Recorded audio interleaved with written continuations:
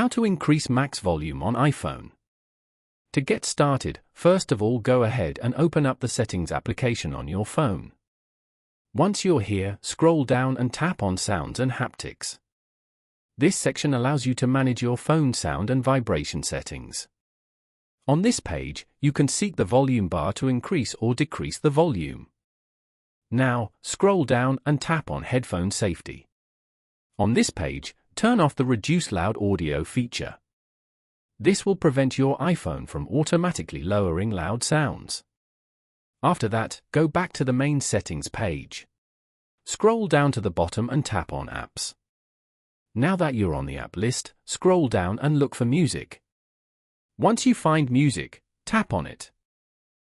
While you're on the music settings, scroll down and in the audio section, tap on EQ. From the list of options, scroll down and select loudness. This EQ preset can boost the overall volume of your music. Finally, go back and turn off the sound check feature. Following these steps, you can easily increase the maximum volume on an iPhone.